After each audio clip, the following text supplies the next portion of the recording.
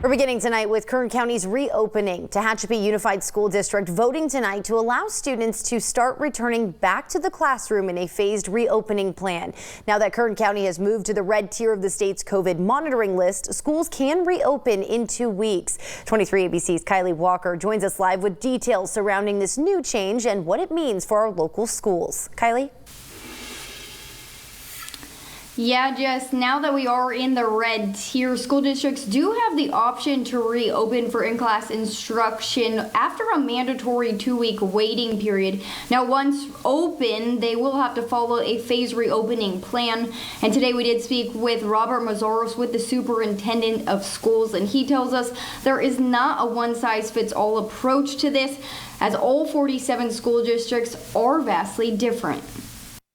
There's just nothing that replaces the magic that happens inside a physical classroom where teachers and students are engaged in a physical in-person setting. Robert Mazzaros with the superintendent of schools excited to hear Tuesday that Kern County moved up into the red tier, and this will allow students to return to the classroom as early as October 28th. However, Mazzaros says this will be done in a measured and incremental approach. There shouldn't be an expectation that we're just going to open the floodgates and allow every student back onto campus. Mazzaros says all the districts are currently in the process of fine-tuning their reopening plans, but students will start to return in phases or cohorts. Really with a focus on prioritizing those students who are most vulnerable to learning loss.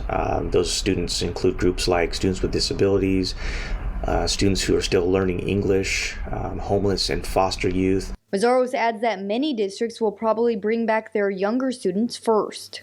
May start with the TK and K and move up from there, first, second, third, fourth, onward up to grade 12. Tehachapi Unified, one of many districts, announcing their plans to reopen schools through a Zoom meeting Tuesday night. Enable reopening for those who have the most difficulty with the distance learning model. The district's first cohort will be students with moderate to severe disabilities, and they will return at the end of the month. The second cohort will include homeless or foster students, along with English learner students. Their tentative start date is November 9th. And those with moderate to mild learning disabilities would start November 30th, and any other student groups impacted by distance learning would start December 7th.